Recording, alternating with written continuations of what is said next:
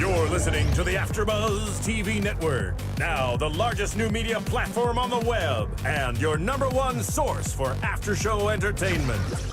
Very good, Keith Johnson.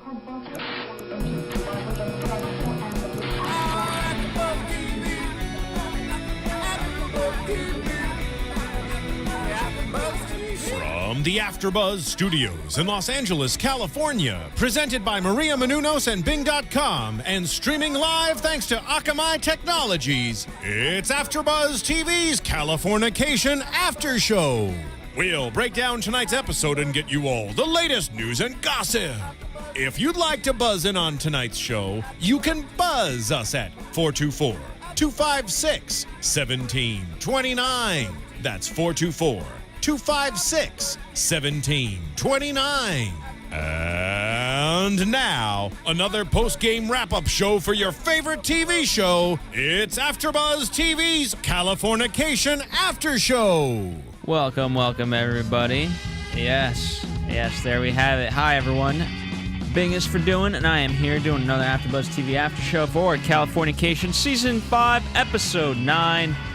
At the movies. And I am joined tonight by Ronnie Jr. in the booth. Hello, sir. How are you? I'm doing good. I haven't watched Californication as much as you, but you know, you plug back in the moment you watch it. It's a wild show, man. I think this music on the intro kind of sets the tone. It does. You know, just in general, it's awesome thinking about it. It's episode 9, and just considering the gamut of kind of tones we've hit throughout this season, let alone the full Californication series.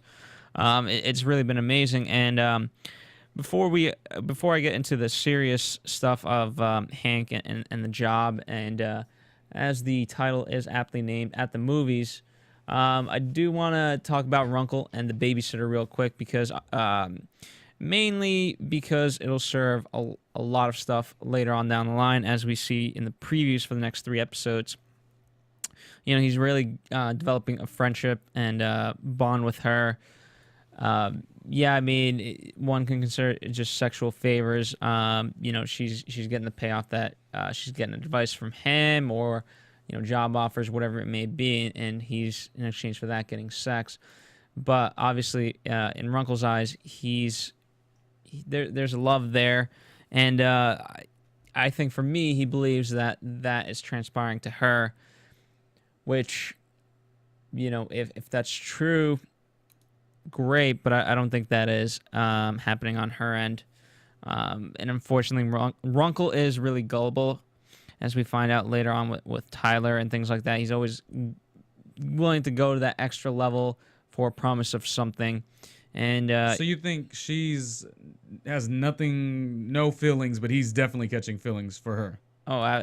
He's so, which he does sometimes. Right? Runkle is so emotional. He fully rides on emotions, and you know, for her, she wants what she wants. She doesn't know what she wants, but she knows that Runkle, no matter what she wants, can get it for her, and you know, he mistakes this as love.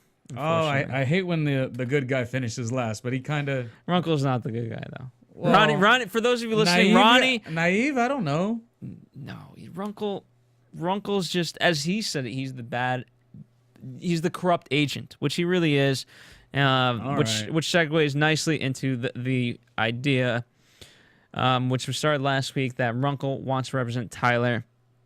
Obviously a big no-no in Hank's eyes, and they have their whole argument at the beginning of this episode about that. At first, you know, I was wondering, okay, is this something, because the argument was a little bit long, you know, they could have just kind of been like, okay, no, don't do it, you're my friend, blah, blah, and my agent of many years, it's a conflict of interest, do not do it. And they kind of kept hitting the same beat over and over. But as you look at the episode as a whole, it really makes sense why they did it the way they did it, just because at the end it obviously blows up in full force. Runkle cancels the meeting per the wishes of Hank, but obviously takes it. And then again, you know, Ronnie, as you saw in this episode, again, he's willing to do what's necessary, or what he believes is necessary, for the promise of something. And so what did he have to do today? Break that down. Well, first I want to say this. It's funny how Tyler's talking about taking meetings with other agents and things like that. They mentioned CAA. They mentioned some other agencies, but CAA, season 4, they actually filmed in the offices there for a few scenes and things like that. CAA is always nice about that kind of stuff, and how they roll and things like that. And that's where Tyler threatened to go after next. And of course, Charlie Runkle says, no, let me give you some advice. And being the weak guy that he is, he just can't help but break down and say, no, you know what? I'm willing to make this work. And I love how Tyler's now uses that against him to put him through the hoops and go up to a guy and say, hey, let me give you a blowjob and stick my finger up your butt. What do you think of that, Ronnie? Stick my finger up your butt. And that's exactly what he did. So he did that because Tyler made him, or I still don't. Yeah, I mean, it's basically, it's proving to him that that he actually, it's basically, he thinks in that case of Runkle that, okay, I've upset Tyler because I canceled the meeting and I have to prove to him that I'm a worthy agent. Now, obviously, before it was brought up of the actual task, he I like how you called it the task. It is the task. That's the His task. task was to say, whip your dick out and do what? The finger in the ass? I mean, it was to say that, but obviously, no. But as a normal person would, you think, okay, he's gonna have me jump through some hoops and maybe get him an interview with some high up person that I wouldn't have done right away, which is the typical thing. And if you really, really want that client, that's what you would do for them, But and again, this is why Charlie's so great. He is that corrupt agent where he will go up to a guy and say, hey, can I suck your cock and stick my finger up your butt? Okay. I don't know what to tell you. And, I just feel so bad for Runkle because, he's corrupt, but deep down he has a sweetheart, and he doesn't mean to hurt anybody. At the end of the day, he says he's corrupt, but he's always trying to help someone. And fine, his payoff out of that is cash, and as Stu says, let cash be your laxative. And so it is. And so at the end of the day, I don't know if it's that unnoble of Charlie to be doing, the work that he's doing. And he always takes the shit end of the stick. In this case, he takes the stick in the face, so to speak, literally. I mean, it did happen. Yeah, the guy ended up. Yeah. So yeah, that's what happened on today's episode. And I love the fact that then because he's gone through this journey, and when Tyler says, "No, you know what? Let me take the other meeting," like last time when he stood up, when he was actually in the wrong, and for those of you who don't know what I'm talking about, listen to last week's podcast. I'm referencing when he's yelling at Stu, and he says, "Yeah, listen to last week's, rate, comment, the whole deal." The whole AfterBuzz speaking deal. of which, that's something I because I love unless you're dying to continuously talk about the finger in the butt, if that's what rather speak on. I'll take a moment to break away from the butt and the finger and the cock sucking for just one moment. Californication, baby. I love this show so much that I always get right into it, and by doing that, I did forget to say, please rate and comment us on iTunes. For this show, and if you also listen to other AfterBuzz TV shows, rate and comment those. It means the world to us. God bless Ronnie for being here so late. We taped the show Sunday. Well, at this point, Monday mornings. Really, it's already almost Wednesday at this point. The way we work so hard, but yeah, thank you. Yeah, and so he's volunteering his time. I'm volunteering my time, and all of AfterBuzz volunteers their time to do this. There's talk of, we're definitely having an app, but there was talk of, okay, do we charge people for the app or not? You better not. You can't. And we're not. I will have to put the foot down on you. What we decided, we don't, we never want to charge anyone for anything, and so we won't charge for the app. We promise you that. I promise you that. And so in exchange for that promise, I want you guys to rate and comment us on iTunes. Yeah, and questions that you could obviously, comments or whatever you could put on the iTunes. Obviously, you could talk about the finger in the butt because that's just obviously a thing to talk about. How much disrespect can a man take? But listen, outside of that, you could also comment on the idea of David Duchovny. I'd heard people saying that he's kind of too much becoming that role. He's trying to become Hank. Do you kind of agree with that? I'm trying to become Hank. So, okay, everyone's trying to become Hank. Got it. Okay. No, Hank, women will say Hank is not the guy to aspire to, but I will. But guys Phil wants to be Hank. Hold on, is that a... AfterBuzz TV exclusive. I don't know if that's really exclusive. I'll openly say that to anyone, even my girlfriend. But going back especially your girlfriend. Especially my girlfriend. This is why we don't let Ronnie on the show, because he just disrespects me. My bad, Californication fans. My bad. What I was gonna say is, because Charlie's been on this journey of the task, as we have now dubbed it. When Tyler's like, nah, you know what? I'm gonna go away. I love that's when Charlie stands up and he threatens Tyler in front of everybody, like, no, you will do this, and then just nonchalant as he gets the call. Oh, hey, Stu. What's up? So very, very funny stuff. Again, Charlie Runkle, the comedic element of this whole show. Very, very funny. And I just love to leave you on a funny Charlie Runkle moment. The rubber ducky in the hot tub. This is the scene that Ronnie came in on. The rubber ducky as Runkle's getting a BJ in the hot tub, or whatever it is. The pool, whatever you want to call it. Good stuff, right, Ronnie? That's exactly, I hadn't watched this show in a long time. I was like, what are you watching, man? But that's, it's Californication Sunday nights. I mean, that's right. What you do. So, speaking of other acts of blowjobs, let's get right into Hank and... I'll be the best sex you will ever have. Well, I don't know if Runkle's really the best sex anyone's ever gonna have. But in his mind, right? No, that's the endearing thing about Runkle, is that he actually does know that he's not the greatest at it. Oh. So, no, I mean, he knows that he pre-ejaculates every time, pretty much. Anyway, so Hank gets a blowjob in this episode as well. I love how this stuff is not inappropriate to this show, but any other show you talk about the 6 things you just talked about, inappropriate, but not for Californication. I feel like Spicy Mari should be in here talking about this show with you at some point. I mean, one day, well, she was on one episode, but now I'm writing solo because everyone around here wants to be PC. I'm not a PC. So, back to the blowjob.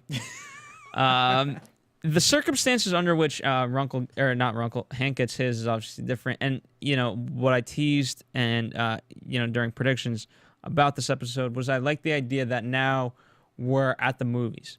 We're going to be doing this movie because a lot of times you don't get that, there'd be all this hype to it, and we never see anything on set. And Santa Monica Cop, we actually do get to see that. And a lot of conflict comes out of that.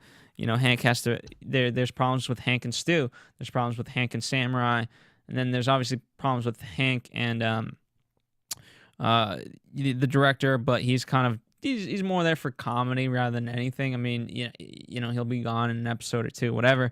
But the big ones are obviously with Samurai and Stu, and then eventually the big kick. We always knew that by Charlie taking on Tyler, there was going to be some trouble there. But it actually comes full circle when Tyler gets Hank's job at the end because of this. And I think the root of all of this was that Hank, he's always pushed Samurai to a limit. Samurai obviously is unaware of the acts that Hank has taken. Obviously sleeping with Samurai's girl. And that...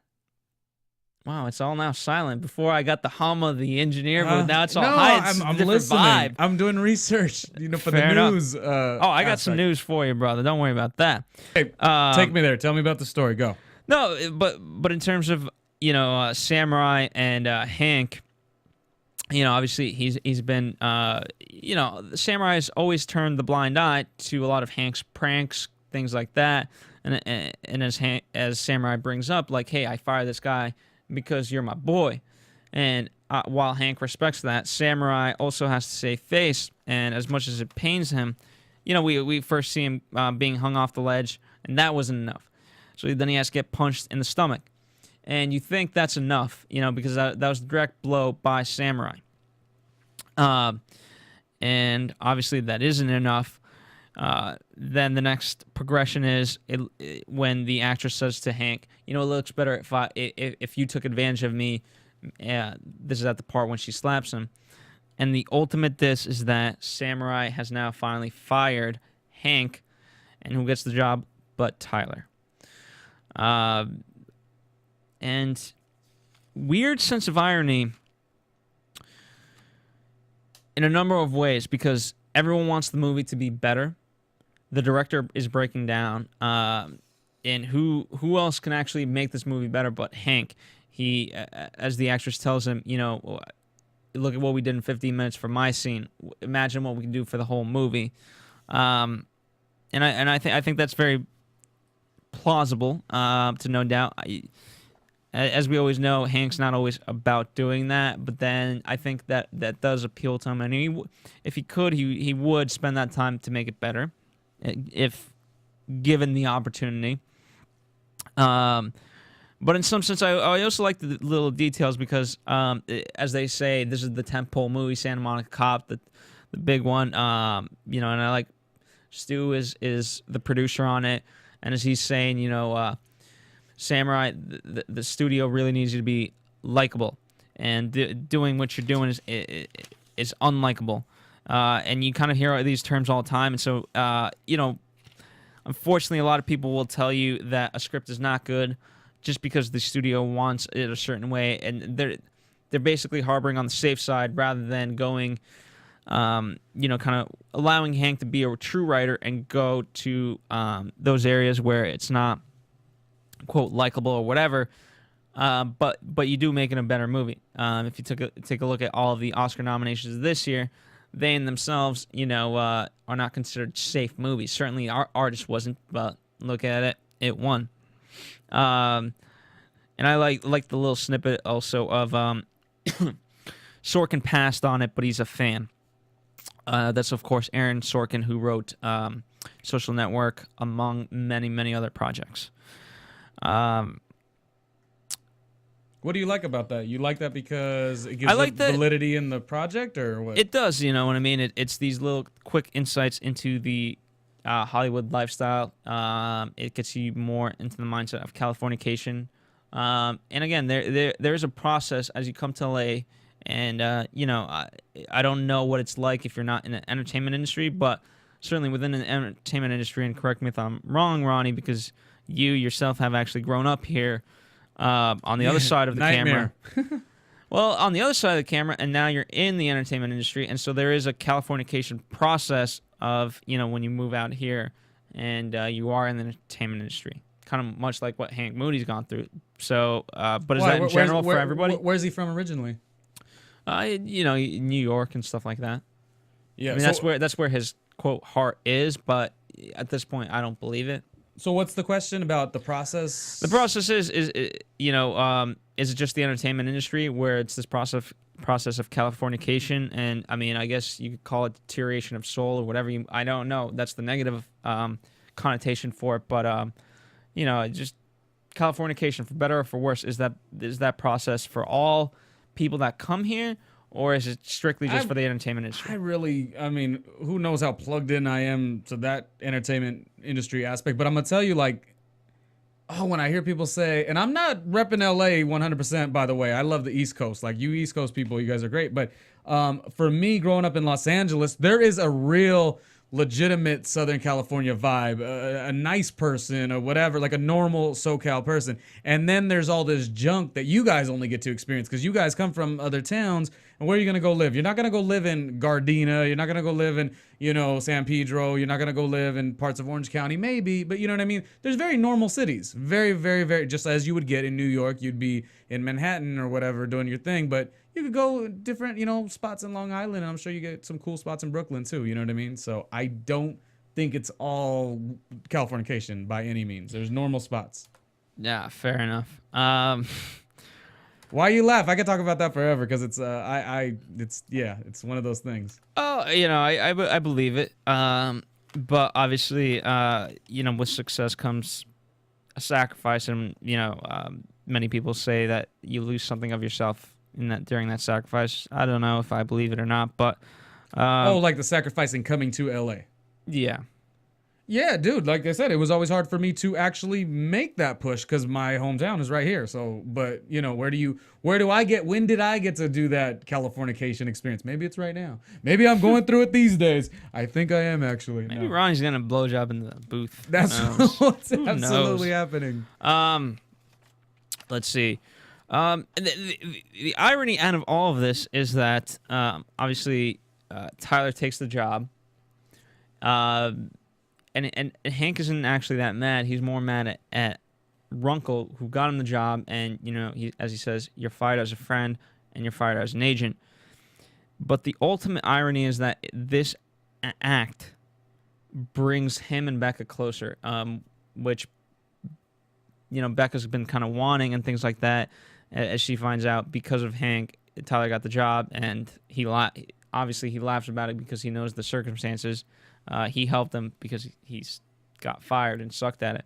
And this was the one, what really sucks is this was the one time, Hank's always kind of gotten himself into trouble. And, at first, he didn't want to see her boobs, the actresses. He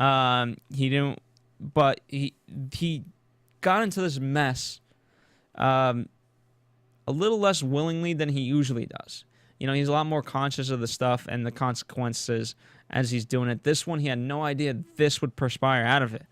And again, the irony is that it brought him closer, and then it brought him and Karen ultimately closer too. And as he says, maybe I should have. I forget the line he says, but he's basically making another blowjob joke where he should have sucked Tyler off a while ago, and then all would have been well with him and Karen. Yeah, they make a lot of those jokes on this show. Like if you're not even watching the show, but you're listening, like multitasking or whatever, you're gonna be like, "What?" Yeah, they go there for sure. Which is fun. I mean, again, it's all in good fun, for lack of a better term.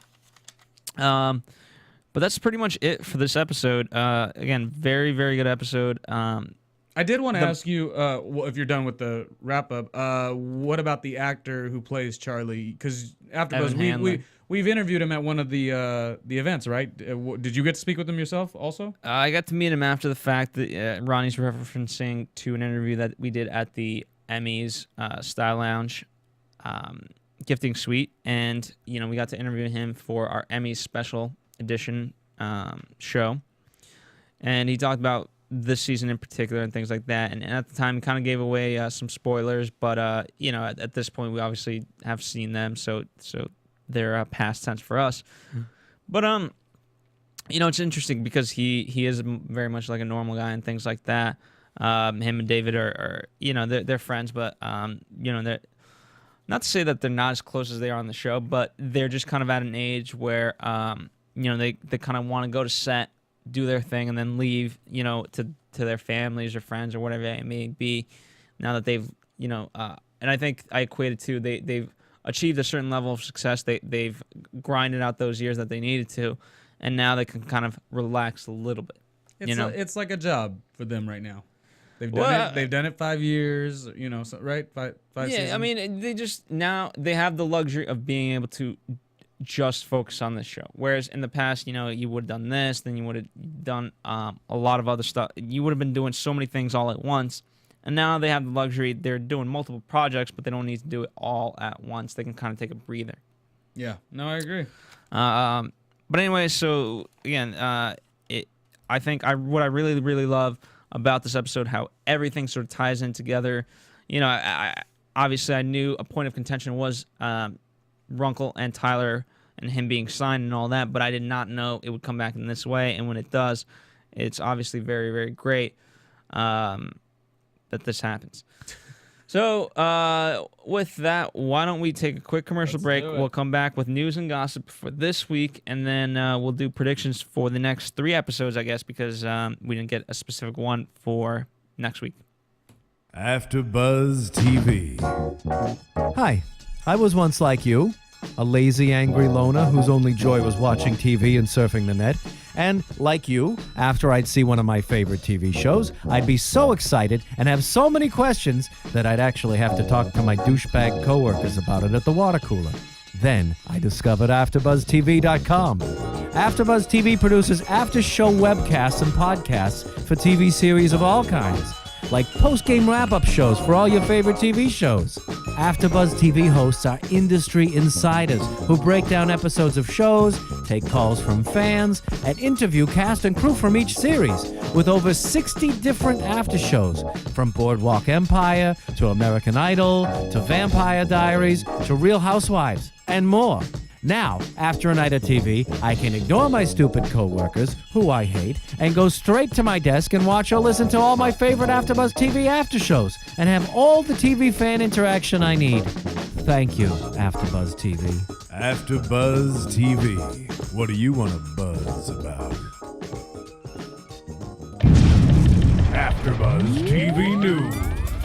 So, guys, Carla Gugino, who was in last season of Californication, is set to co-star opposite Sigourney Weaver in Political Animals, which is USA's 6-episode drama series from Greg Berlanti and Lawrence Mark.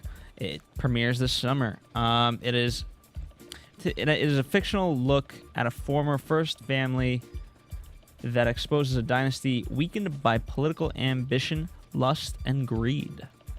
Thoughts on that show in general, Ronnie? It's got all the elements that keep you drawn in, I guess. Yeah, that'll be cool. I don't know much about that actress, but it'll be fine. Yeah, I mean, it sounds interesting. Carla Gugino is a very, very fine actress. The show, the problem with me is I'm not into politics. Right. So people are either passionate about politics or not at all. Usually, there's not really in the middle. Yeah, I mean, here's I like political dramas, but if they're done in a certain way, and the way is it has to obviously appeal on a greater level, rather than just talking about the politics. Like Ides of March was an amazing movie because it took you into that world and it was politically based. But it basically, at the end of it, the theme was corruption. That's what I really liked. Speaking of blowjobs, terrible segue, unfortunately, for David Duchovny. But David Duchovny is infuriated over being named and pictured in a story about sex addiction being a myth and an excuse for men who are in trouble with their wives. He... For those of you who don't know, went into treatment for sex addiction in 2008. Wait, who did? David Duchovny. Oh, he did that before the show even aired. He already had his own sex addiction issues? Well, 2008. I thought you said 2005. No, 2008. Oh, so the show was already running. The show, I mean, it's known that he's in, you were talking about Hank being kind of like David in many ways. I've seen him on interviews and he tries to be Hank. Well, they're the same way in the sense that he has a sex addiction. Yeah. And so in 2008, he went into treatment for that when he and his wife, Tia, briefly separated. And he won a Golden Globe in that year for his role here. But yeah, so there you have it. He was, and I could see why. You always hate when, some people take a disease and they're like, or an addiction, whatever it may be, and make light of it. You know what I mean? Especially, alcoholism. Well, that's one that people would make light of because they would be like, yo, everyone just wants to have sex. It's not an addiction. But, I mean, obviously his stories will say otherwise. Yeah, I mean, well, first off, you can get addicted to anything. Let's be honest, And so there you have it. I'm on David's side. Of course, because you said you want to be Hank. So if Hank is similar to, no, I don't want to be a sect. All right, Ronnie. Now you're making me have to be a sex addict. This is why I don't let Ronnie do this with me. No, but I assumed I'm trying to understand what that mind of yours is saying. I don't even know where I was. Okay, I'm trying to defend my name at this point. Keep reading the story, man. That's it for the story. That's all I got for this week. There's a bunch of spoilers, but why don't we get into predictions and I'll kind of tie those in. And now, your AfterBuzz TV predictions. All right, so they have to aptly remind me that there's only 3 episodes left. Why do they have to do that, Ronnie? All these shows are ending at the same time. Only a couple shameless episodes. Only a couple. Yeah, it's bad. It's bad for good TV. 3 episodes. Well, away. they're so quick. I mean, cable shows they only do.